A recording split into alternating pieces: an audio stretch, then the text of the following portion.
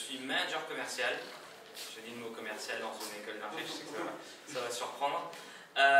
En fait, je gère toutes nos solutions de monétisation, tout comme AdMob, tout comme DoubleClick for Publishers, AdSense, AdExchange, tout ce qui permet en gros à nos éditeurs, qu'ils soient desktop ou mobile, de générer des revenus. Avant de commencer, j'aimerais bien savoir quel type de profil j'ai parmi vous. Qui est développeur mobile ici? Ou en projet de devenir développeur mobile? D'accord. Super. Donc, okay, super. Et avant que tu démarres, dis-nous où tu as fait tes études.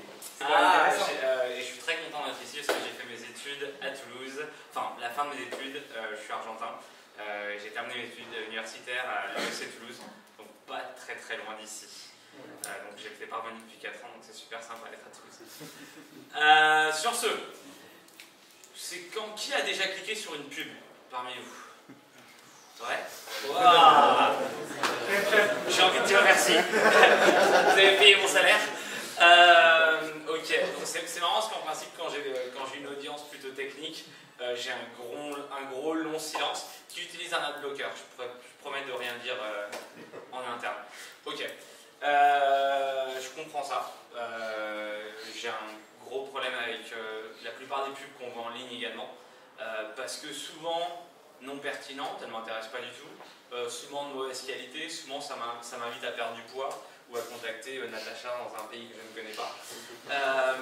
Donc il y a un gros problème avec la publicité en ligne. Maintenant, petite parenthèse, la plupart des pubs atroces, elles sont souvent sur des sites non recommandables. Ou avec du contenu illégal. Donc faites attention à ce genre de choses. Ceci étant dit, ça fait mal de temps que je travaille sur ce genre de sujet et en tout cas l'audience à laquelle je préfère m'adresser, c'est souvent aux gens qui développent, tout simplement parce qu'on en apprend le plus. Et malheureusement, à travers ces années que j'ai pu passer chez Google, j'ai remarqué qu'il n'y a pas, c'est pas un manque d'idées en fait qui manque sur le web. Il y a énormément d'idées et il y a de grosses problématiques, soit à rentabiliser ces idées, et donc que les idées tiennent dans le temps, soit à promouvoir ces idées-là. Puisqu'évidemment, quand on regarde le web aujourd'hui, quand on est utilisateur, il y a tellement d'options qu'il est difficile de repérer toutes les bonnes idées. Donc, ceci étant dit, je vais essayer de rester un peu flexible avec la presse. La presse en anglais, on l'a présenté hier à DroidCon. J'ai quelques vidéos en anglais aussi. Des success stories sur des développeurs que vous connaissez, j'en suis sûr. Restons flexibles, si vous avez des questions, attendez peut-être pas la fin de la présentation, qu'on puisse en discuter et avancer. On a une heure, c'est ça? Non, oui, ouais. Oui, mais je vais voir si je peux te mettre du son du coup, parce que hier on n'avait pas trop entendu. C'est vrai, c'est vrai. On est moins nombreux, mais... Ok, bon, j'avance. Ok, donc pour commencer, moi j'aimerais que vous regardiez cette belle roue. En gros, c'est un peu la manière dont on voit les problématiques du développeur aujourd'hui, en tout cas d'un point de vue interne chez Google. Et on a essayé de mapper ça avec nos différents produits. Donc ça va du développement plutôt de la création de contenu, la personnalisation jusqu'à la monétisation, l'engagement et la distribution. Aujourd'hui, je vais surtout parler évidemment de la monétisation, mais aussi du développement d'audience. Ce qui fait partie d'une des grandes problématiques de la plupart de nos développeurs aujourd'hui. Et avant de passer là-dessus, donc évidemment, un mot sur l'écosystème qui vous est pas connu. Les annonceurs, les utilisateurs et les développeurs. Vous avez évidemment la petite bande rouge au-dessus. Aujourd'hui, les utilisateurs, le monde est de plus en plus mobile, encore une fois, pas de surprise. Le monde est de plus en plus connecté. Il y a énormément de revenus aujourd'hui côté annonceur, et c'est le boulot de Google en fait de faire passer ces revenus-là, soit sur le web, soit sur le mobile, et que ça aille en fait chez vous, pour faire grandir ce monde de plus en plus. Mais on a identifié plusieurs problématiques pour 2013, et je vous en parlais en fait d'un point de vue découverte. Entre l'App Store et le Play Store, on a plus d'1,6 million d'applications. Quand vous êtes utilisateur, ça pose des problématiques au moment de découvrir et de chercher des apps. En fait. Il y a tellement de choix que c'est une problématique qui, vous, en tant que développeur, vous adresse directement. C'est-à-dire que mon idée est super, mais bon, voilà, il n'y a personne qui sait ce que c'est. Et encore une fois, je tiens à le souligner, c'est la problématique la plus récurrente. Surtout côté mobile, quand je travaille avec des gens côté desktop, il y a souvent un marketeur ou quelqu'un qui ne sait pas faire de code du tout, donc finalement qui va essayer de se justifier en faisant du bruit et en allant chercher de nouveaux utilisateurs. Pour les développeurs en tout cas, cette problématique-là, ça reste la plus grande. Évidemment, la deuxième, c'est, bon voilà, je commence à avoir un peu de trafic, j'ai d'utilisateurs, ça télécharge mon application, et il faut vivre. Il faut vivre et puis il faut grandir. C'est mon souhait que demain, vous ne soyez pas un développeur indépendant, mais que vous ayez une équipe de 4 développeurs qui travaillent sur plusieurs sujets et sur plusieurs plateformes. Et ça passera à travers, je vais utiliser des mots comme rentabilité, retour sur investissement, ne me détestez pas, ça fait partie de mon boulot. Mais ça fait partie de ça en fait, hein. C'est trouver un modèle économique, quoi qu'il soit, sur vos apps, que ce soit du payant, que ce soit du gratuit, que ce soit du freemium ou des achats au sein de l'app. Et finalement, c'est tout aussi important l'expérience utilisateur. On voit de plus en plus de sites et d'applications qui sont peut-être un peu trop optimistes dans l'utilisation des publicités. Et finalement, ça a un impact énorme sur l'expérience utilisateur. L'utilisateur, il va tout simplement soit enlever cette app. On en parlait avec Julien hier. J'ai eu le malheur, j'étais dans une conférence aux États-Unis la semaine dernière. J'ai eu le malheur de télécharger l'app d'un des développeurs que j'ai rencontré. Et il ne m'avait pas prévenu en fait, qu'il avait installé une régie de pub qui tout simplement me passe les pubs pas dans l'application mais dans ma barre de notification. Donc en fait j'avais mon portable qui sonnait toutes les 3 minutes et je disais tiens je suis populaire aujourd'hui, j'ai plein de messages. Et non, c'était tout simplement de la pub. Malheur pour lui, au moins cette régie-là joue la carte de la transparence et mettait le nom de l'app juste en dessous de la pub. Donc ça a été facile à enlever. Donc typiquement, ce genre d'intégration avec une régie, ça va sûrement vous ramener beaucoup d'argent parce que ce type de régie travaille au clic. Donc évidemment, quand on reçoit une notification, on a une notification, on a tendance à cliquer dessus. Donc le développeur est rémunéré. Par contre, en termes de longévité, on a tendance à désinstaller l'app en quelques mouvements. Donc, nos réponses finalement face à ces problématiques. D'un côté, même si on travaille, tu as parlé d'algo et de SEO dans le Play Store, c'est un peu le sujet à la mode, le SEO dans le Play Store. On travaille énormément avec les équipes de Google Play. Le dernier événement d'ailleurs qu'on a fait, de notre côté AdMob à Paris, c'était avec nos développeurs côté Google Play. L'idée en fait, c'est de pouvoir travailler justement dans la promotion des bonnes applications, de celles qui sont de qualité. Deuxièmement, c'est vous aider à générer de plus en plus de revenus et ça passe par, c'est du boulot commercial en fait, hein, derrière le rideau, travailler avec les annonceurs, qu'ils arrêtent de dépenser sur le monde.fr et qui commencent à dépenser chez vous, chez le développeur. Donc c'est la transition de ces revenus web vers le revenu mobile. Et alors l'expérience utilisateur, chez nous, ça passe par deux choses. Et j'ai un peu pointé du doigt le sujet, c'est le bloc d'annonce. Quel bloc d'annonce, quelle taille, où, à quel moment, est-ce que c'est au moment où je suis en train de jouer à Angry Bird et ça va apparaître en plein milieu, ou alors en bas à droite. Ça passe aussi par la qualité des publicités. Je ne sais pas si certains d'entre vous ont vu les pubs Heineken qui passaient, je ne sais pas si ça passait à la télé, ça passait sur YouTube et sur le web, où on voyait 5 femmes qui se promenaient dans une maison et qui criaient parce qu'il y avait un super grand placard. Et puis après on entendait d'autres cris, en fait c'était les hommes qui faisaient la même chose mais ils étaient dans le frigo à regarder les Heineken. Donc cette pub là en fait elle a été partagée. Moi je l'ai partagée avec mes amis, je lui ai dit tiens on regarde cette vidéo. Et donc ça prouve qu'il peut y avoir une publicité intelligente si elle est bien faite, si elle est faite avec intelligence, et puis finalement si c'est ciblé vers moi, parce que j'aime bien la bière, comme beaucoup d'entre vous. Donc c'est pertinent. S'ils font la même chose avec une marque de chaussures à talons aiguilles, ça va peut-être moins bien marcher pour moi. Et encore, c'est pas sûr. En tout cas, voilà, ce sont les deux axes de travail sur lesquels on veut bosser. bosser. Avant de commencer, on a fait c'est pas super nouveau comme vidéo, on a fait un petit reportage à un des personnages clés du monde du mobile pour qu'il nous parle un peu de quelles ont été les problématiques dans l'application. J'ai rementionné dans le nom il y a 2 minutes. C'est en anglais, ça pose pas de problème. C'est bon? Ah, c'est cool. Hein? Ouais, t'as un câble? Ouais, j'ai t'as même un câble, c'est ouf. Ça va être un peu. Moi, c'est que. Ouais, je le tiens, je fais la main d'œuvre. Regarde. Hein? Bah oui. Elle dure 5 minutes la vidéo. Ouais, c'est pas grave, je suis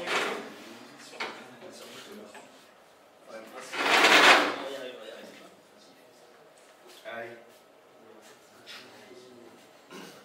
Putain, t'imagines, on a plus de matos qu'Adric peut-être. Il n'y avait pas le son à côté. Par contre, il est. Ah, mais pardon, il faut le. Ça, et normalement, c'est bon, mettez un petit peu le son.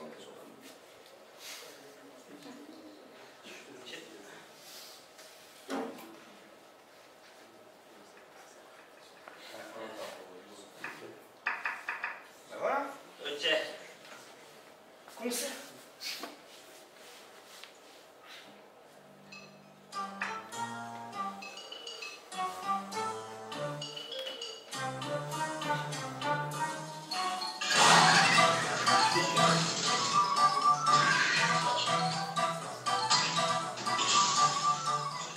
I've been in mobile for quite a while, so like 20 years, and seen a lot happen, and a lot of talk about, okay, mobile's going to be the biggest platform, and you know, any day now, and I think that now it's finally happening.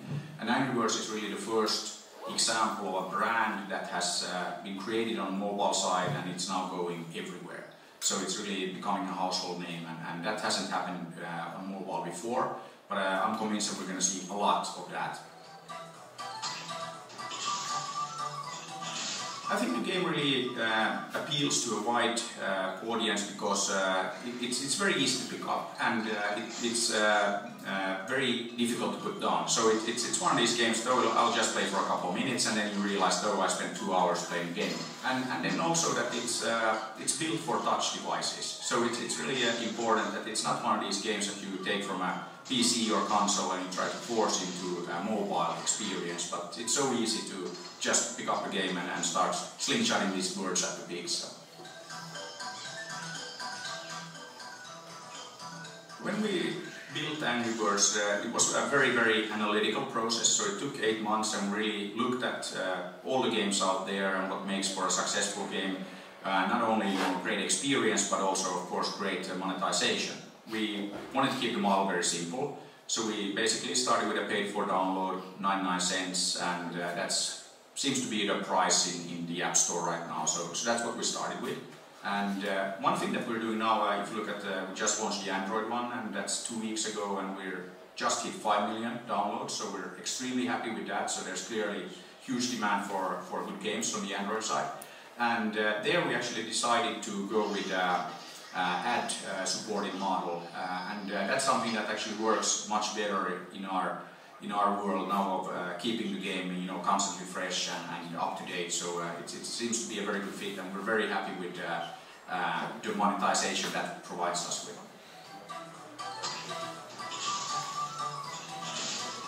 We didn't treat this as kind of just a disposable app that, okay, you throw it out there and then, you know, like some people download it and you forget about it. But we actually focus on retention. So we really want to build the audience and keep the audience. And that's why we've been doing free updates for the game since the beginning, every 4 weeks or so. And when we do an update, about 80% of the people who ever downloaded the game since December last year do the update. So it's a pretty high number. For us, we like to keep our metrics very, very simple, and we've only been focusing on the number of downloads and retention. But that's something that number of downloads, of course, it's one thing. But if you get like you know, millions of downloads, but people then you know, throw away the game and they don't kind of keep playing it, then you're actually really losing out on kind of like long-term opportunities. So one thing that we really been starting to look at now is the engagement. And if you look at, take the iPhone version alone, there's 65 million minutes of playtime every single day. So there's a lot of time spent with our game, with the brand, and that compares very favorable with primetime TV, for example. So what that probably means is that a lot of the ad spending will start shifting towards this, and we're of course very excited about that.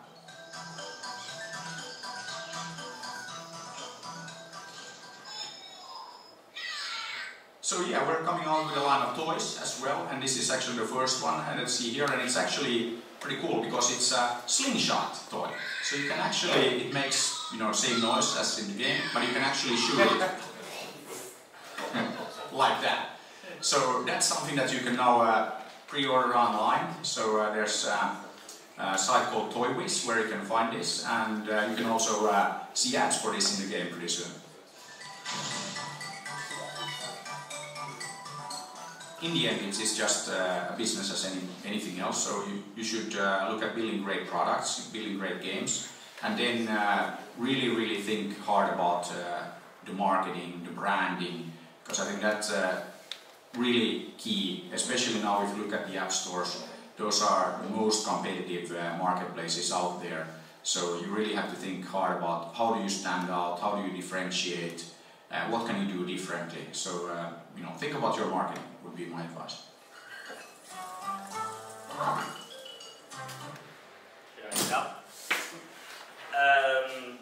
Donc ça reprend un peu mon introduction dans le sens où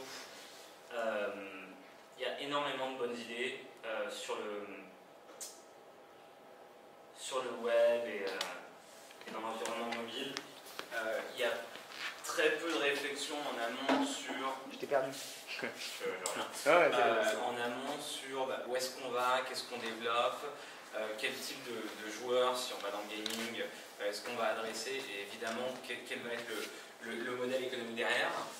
Eux avaient commencé avec une application payante, ils se sont retournés sur Android, sur une application gratuite, ça fait grandir leur base d'utilisateurs de manière assez exponentielle. Et puis ils ont basé là-dessus, après ils ont lancé différentes updates, les produits complémentaires comme le jouet lance-pierre. J'imagine que ce n'est pas à la portée de tout le monde, mais il y a eu toute cette réflexion en interne, et comme je le disais en fait, d'un point de vue économique sur quel type de modèle économique est-ce qu'on va regarder.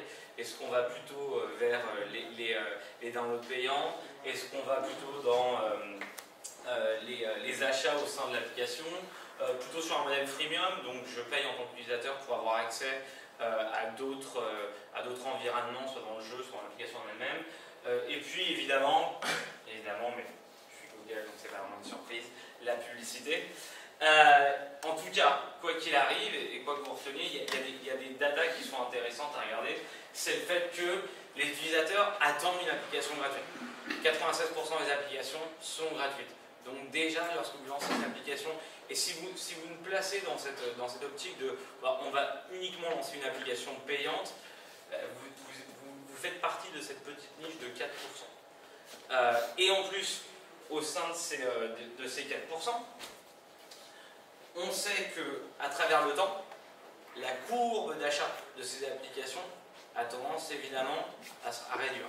Donc nos développeurs, en fait, arrivés à ce point-là, ils vont dépenser des fortunes en marketing pour pousser leurs applications, pour soit maintenir cette courbe vers le haut, au moins pour la maintenir à un niveau moyen. Donc il y a ces informations qui sont clés finalement à appréhender. De plus que lorsque vous vous mettez sur cette logique de l'utilisateur va devoir utiliser une carte de crédit, c'est-à-dire que l'utilisateur lui-même est déjà presque dans une mentalité d'e-commerce. Et l'e-commerce, ça pour le coup, on connaît très bien. Et l'utilisateur, enfin ce qu'on appelle l'acheteur en ligne, lui on le connaît très bien. Et on sait que sur le mobile, déjà 50% des utilisateurs, aujourd'hui sur le mobile, n'achètent pas. Donc déjà, c'est 50% d'utilisateurs qui viennent de disparaître sur votre app. si vous n'utilisez que du in-app, du freemium ou une application payante. Et après, quand on regarde, on va pas trop d'aller la couleur, mais vous comprenez ici, quand on regarde les 50% qui achètent, on voit qu'il y en a que 22% qui achètent lors de la première session, 33% entre la deuxième et la neuvième, et la grande majorité qui achètent après la deuxième. Donc en gros, j'ai téléchargé une de vos apps, je me suis connecté une fois, j'ai rien fait, je me suis connecté 2 fois, j'ai rien fait, et cela jusque la session numéro 10. Donc il y avait 9 opportunités auparavant de créer du revenu à travers cet utilisateur. Et en gros, et ça va être un peu mon déroulement logique, il n'y a pas vraiment de cannibalisation entre la publicité en fait et un de ces modèles. Il y a souvent quelque chose qui est assez équilibré. Vous l'avez sûrement tous vu, il y a souvent une application payante et puis après il y a l'application gratuite avec des publicités. Et on a tendance soit à réduire les fonctionnalités, soit à dire, ben voilà, vous n'aimez pas la pub, allez dépenser les 2 ou 3 euros que coûte l'application. Donc il y a un équilibre entre les deux. Donc, je me lance dans le sujet. Je vais rester.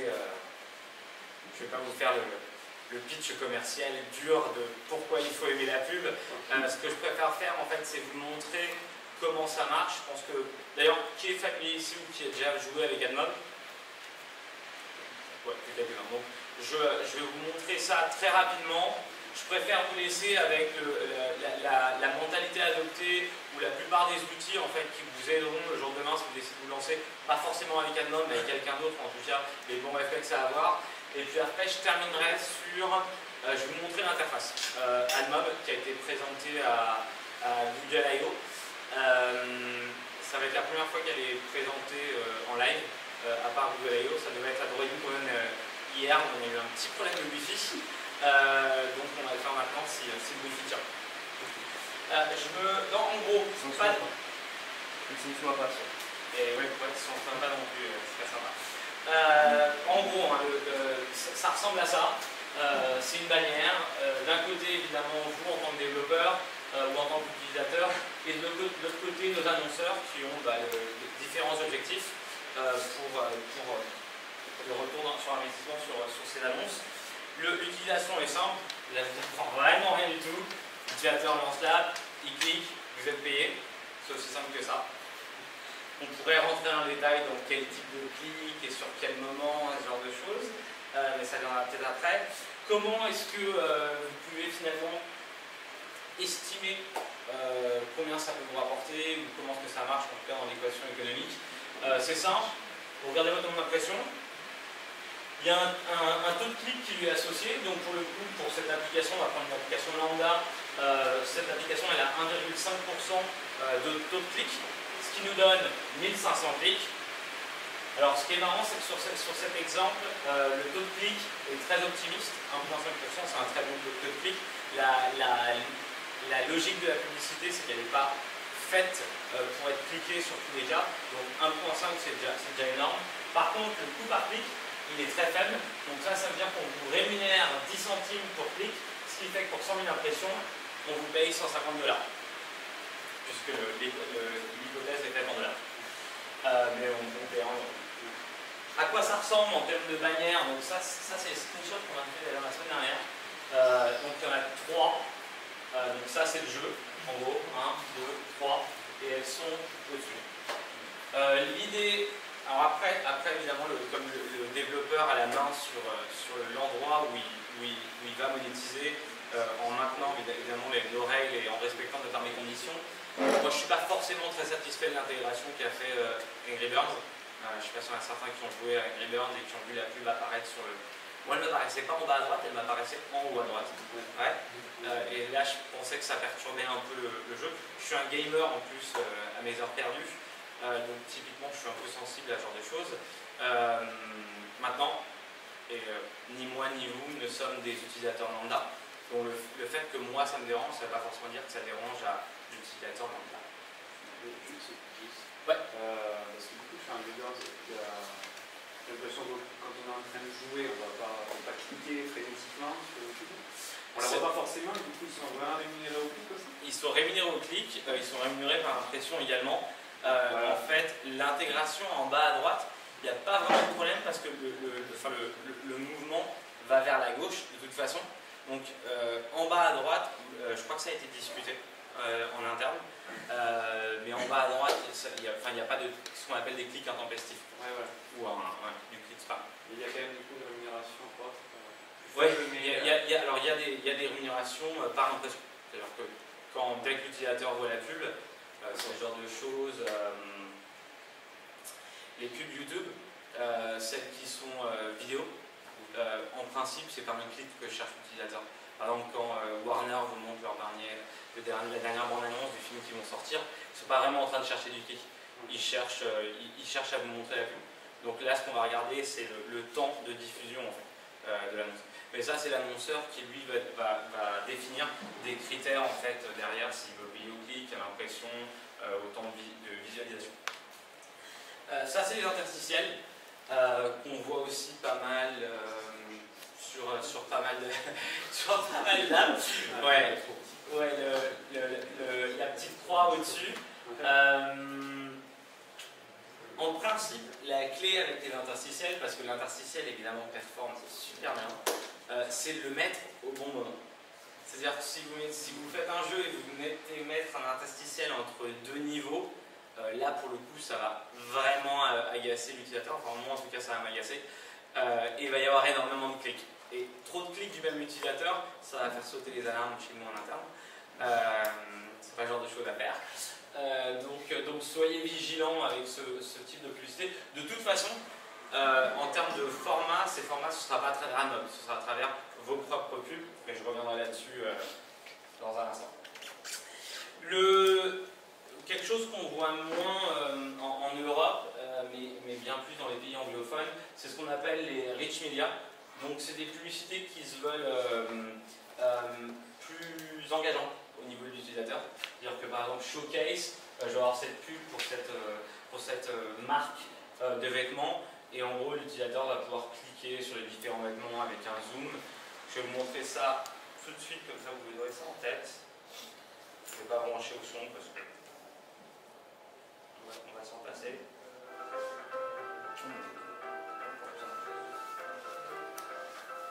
Et juste pour vous montrer ce qui se fait aujourd'hui sur le mobile, enfin sur tablette en tout cas.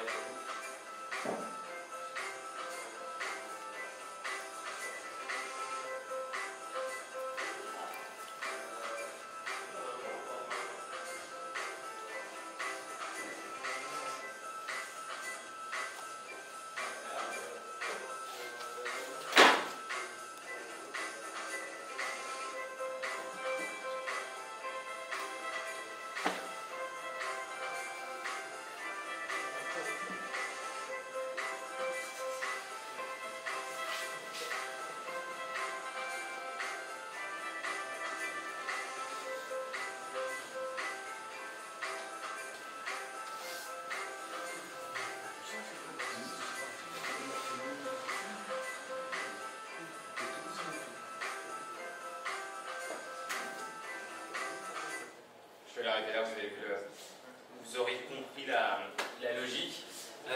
L'idée c'est que bon, c'est interactif, on peut jouer avec. Il y a quelque chose qu'on essaie aussi de faire passer, surtout aux développeurs. On va faire un exemple live, on va voir si ça passe ou pas. Vous avez déjà tous acheté un billet d'avion en ligne?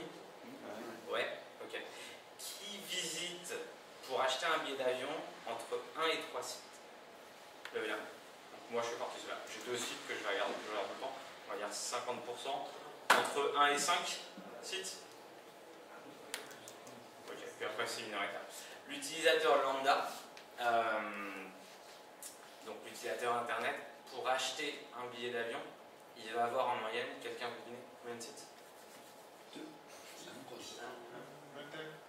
22. 22 sites. Donc maintenant vous comprenez pourquoi est-ce qu'on voit de la pub sur la plupart des sites qui font par exemple du comparateur, ce genre de choses. 22, c'est pas une étude interne, c'est une étude externe.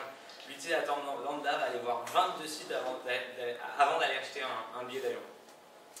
Ça vous montre un peu en fait, moi je me souviens que la première fois que j'ai vu cette data, je me suis dit ah oui, je suis vraiment loin du compte. Et là on compte le comparateur plus les liens vers les sites. C'est les sites dans le monde du billet d'avion avant d'acheter un billet d'avion. Donc en fait, c'est pour ça que dans la plupart des conversations, en tout cas moi, j'ai tendance à dire ne supposons rien sur l'utilisateur lambda, sur la personne qui va venir, à moins que vous ayez vraiment une application de niche. Si votre application c'est un adblocker, vous savez exactement comment réfléchit votre utilisateur. Par contre, si c'est votre application, c'est typiquement un jeu casual, je me demande combien de casual gamers il y a entre vous en fait. Moi je sais que si j'en fais une demain, je ne suis pas un casual gamer, donc j'ai du mal à me mettre dans ces baskets. Ce qui fait que finalement, au niveau de la publicité, surtout sur ces modèles-là, on voit beaucoup de surprises en fait en termes de réaction utilisateur. Un utilisateur qui aime vraiment ça et qui reste pas mal de temps en fait à regarder ce genre de produit, par exemple, comme si c'était un site web, ou une application mobile à part entière. Ceci étant dit, je m'éloigne un peu. J'aime bien dessiner. Donc je vais dessiner. Je voulais parler d'AdMob comme source de publicité pour générer des revenus. Il n'y a pas qu'AdMob en fait sur le web pour faire des revenus à travers la publicité. Il y a énormément de monde. C'est un peu la spécificité du monde de la pub en ligne. Il y a beaucoup de compagnies qui vont pouvoir vous donner différents prix. On parle de CPC, on parle souvent de ce qu'on appelle ICPM, donc de CPM estimatif. Un CPM, c'est un coût par 1000 impressions. Donc en gros, l'idée c'est que, je vous le souhaite, lors de votre prochaine app qui aura du succès, vous allez peut-être vous dire à un moment, bah tiens, je vais placer de l'AdMob. Je vais mettre de la pub Google sur l'application parce qu'elle est gratuite et j'ai envie de créer des revenus à travers ça. Ou alors vous allez recevoir un coup de fil de quelqu'un d'autre sur le web, ou un mail, ou quoi que ce soit, une visite, d'une autre entreprise qui fait de la pub tout comme nous, et qui va vous dire, bah, tiens, on va vous proposer un prix également, par exemple, on va vous payer $1 pour 1 euro, on va passer en euros, 1 euro pour 1000 impressions. Donc dès que votre app génère 1000 impressions, nous on vous paye 1 euro. D'où la problématique pour vous en tant que développeur, ok, donc je bosse avec qui demain? Qu'est-ce que je fais? Est-ce que je bosse avec AdMob? Est-ce que je bosse avec on appelle ça une régie, cette régie A, cette régie B, cette régie C?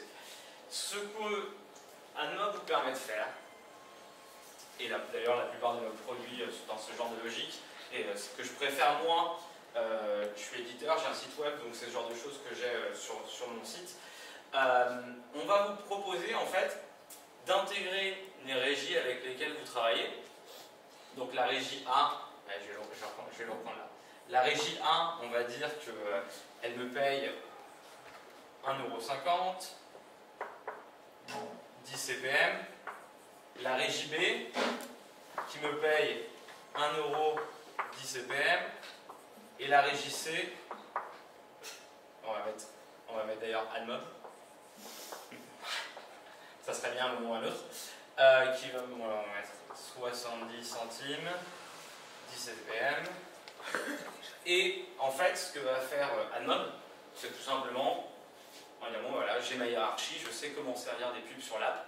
Je vais aller voir la régie A, parce que je sais que c'est celle qui paye le plus le développeur.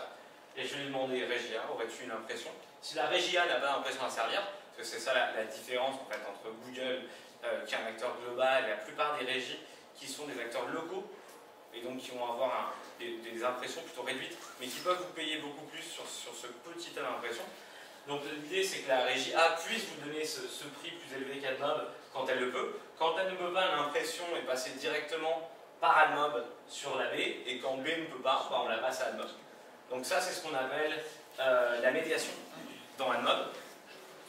Ce qui vous permet, vous, voilà, il y a un modèle économique qui travaille avec plusieurs acteurs, avec plusieurs sociétés qui vous payent différents prix. Et c'est pas forcément nous. Nous, en fait, on vous donne la plateforme pour servir ces pubs, c'est tout. Typiquement, d'ailleurs, vous pourriez dire, je veux pas utiliser AdMob. J'ai quelque chose contre Google, ils sont pas sympas, donc ils n'utilisaient que A et B. C'est une possibilité. Et ce qu'on a lancé, en fait, avec ce nom sexy qui s'appelle ICPM Floor Beta. Je vais le mettre au-dessus. Donc, ICPM, je l'appelle ICPM FB, ça fait Facebook, mais je fais référence à Floor Beta. L'idée en fait, c'est qu'une fois que vous avez ça en place, l'idée c'est de challenger Google, tout simplement. Et de dire Google, la régie A me paye 1,50 €. Et aujourd'hui, toi tu me payes 70 centimes. Donc est-ce que tu peux faire mieux qu'1,51 €? Et ce que va faire AdMob en temps réel, en fait, c'est aller demander à notre réseau d'annonceurs si on peut vous offrir 1,51 €. Et là, pour le coup, on ne demande pas à notre réseau si c'est l'impression, on demande à notre réseau le prix. Le développeur veut une impression à 1,51 €. Si on ne peut pas, ça suit vers le bas tout naturellement en fait, avec AdMob en dernier échelon de ce modèle économique. Donc ça, typiquement, je pense que c'est la meilleure solution, en fait, tout simplement au-delà de...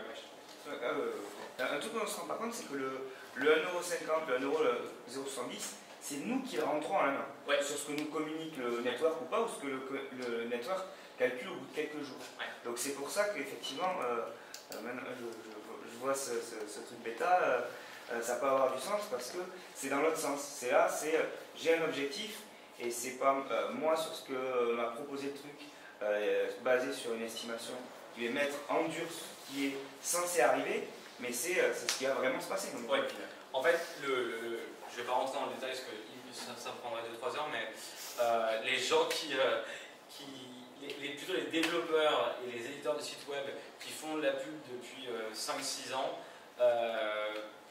doivent recevoir un coup de fil d'un différent acteur tous les mois ou tous les 2 mois. La problématique pour un développeur qui est dans le monde de la pub ou un éditeur site web, c'est pas qui va me donner des pubs, c'est qui va me donner le meilleur prix. J'ai fini. Juste là, ouais. Est-ce que l'annonceur A et B, il peut challenger le 1,51 € ou vraiment vous les niquer direct?